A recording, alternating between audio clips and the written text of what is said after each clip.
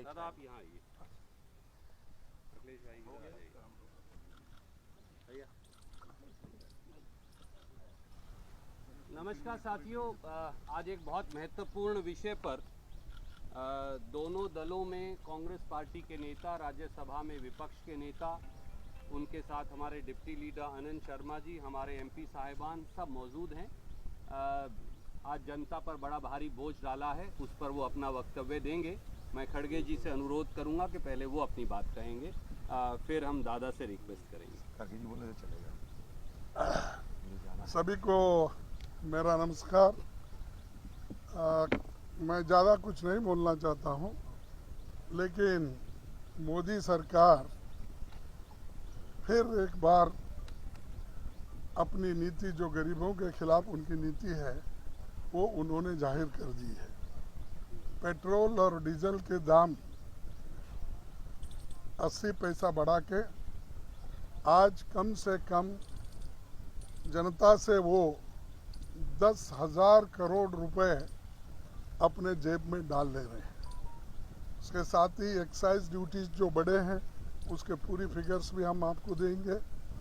और इसी तरह वो हर बार, हर 3 दिन को, हर हफ्ते को ये बढ़ाते जा रहे हैं।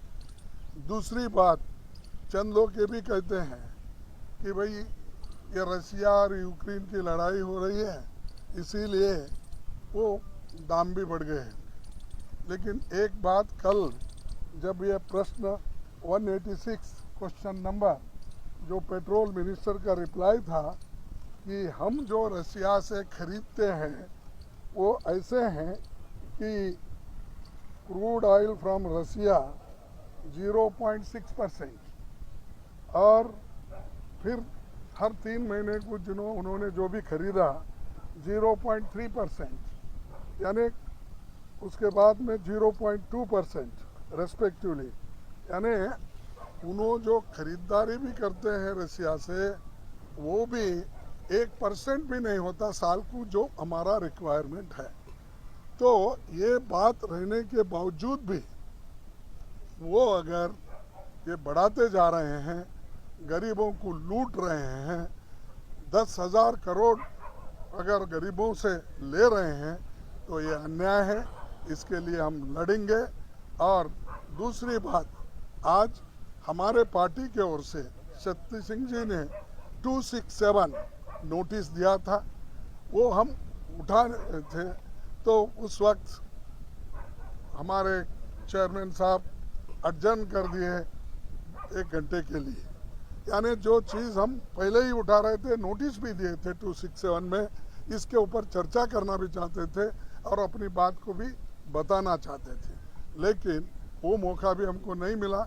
फिर भी हम 12 बजे जब फिर हमारी पार्लियामेंट जम जाएगी, राज्यसभा, हम वहाँ पर, और हमारे दादा लोअर हाउस में शर्मा साहब हैं, शक्ति सिंह जी है, हमारे जितने भी मेंबर्स हैं, पूरे एक होकर, एकजुट होकर इसके खिलाफ लड़ेंगे और किसानों को, गरीबों को, सबको रिलीफ मिले जैसा।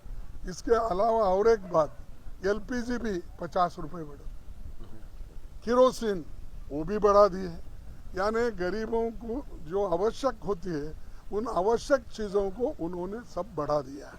पेट्रोल तो एक तरफ, एलपीजी दूसरे तरफ, केरोसिन तीसरे तरफ, और ऊपर से एक्साइज ड्यूटी तो खूब उन्होंने लूटा। तो ये बात हम सदन में भी उठाएंगे और आपके माध्यम से जनता तक पहुंचाने के लिए हम आपसे रिक्वेस्ट करेंगे। 1 मिनट अजय रंजन। दिन 5 राज्यों के चुनाव के पहले ये अंदेशा जताए गए थे कि चुनाव के नतीजा निकलते ही सारे हिंदुस्तान में पेट्रोल, डीजल, रसोई गैस, केरोसिन की दाम पे बेतहाशा इजाफा होगी। आज मोदी जी सरकार की इस तरीके की एक तरफा दाम वृद्धि से हमारा जो अंदेशा थी, हमारा जो आशंका थी, वो सही निकल रहे हैं।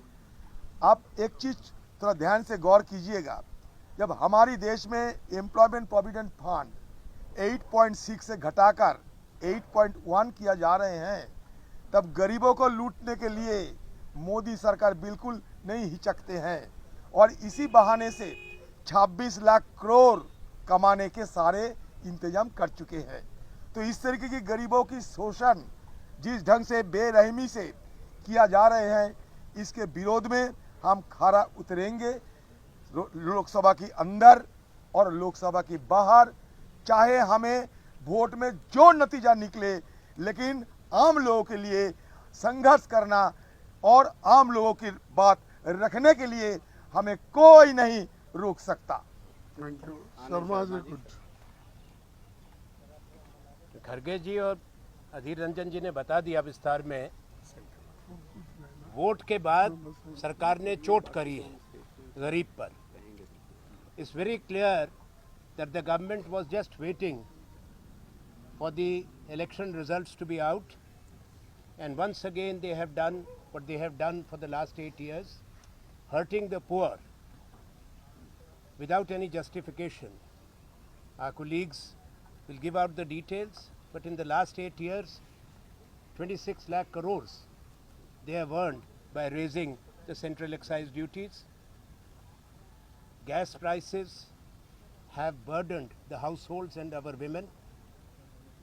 When you look at the price of crude per barrel in the international market yesterday was $108, and in 2014 in May, when Shri Narendra Modi and this government assumed office, it was exactly $108, but the price in Delhi or national average then was 71, but to my memory in Delhi it was 69, and below 60 at that time was the diesel price.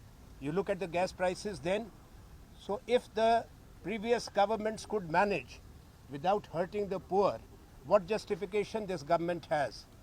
They have mismanaged the economy, and when they want to raise some resources, it is to loot the poor, to hurt the poor. That is where they are more worried about. They can give all tax reliefs to those who do not need, to the rich ones, but this is what the poor get. So we will continue to protest and raise this voice. Thank you. Thank you. Any questions that you want to ask? मैं सब ठीक है। बाकी के details जो भी हैं ये दे। हम हमारे तरफ से दे देंगे। आपको एक स्टेटमेंट के तौर पे हम भेज रहे हैं। हाँ जी, थैंक यू वेरी मच। चलो।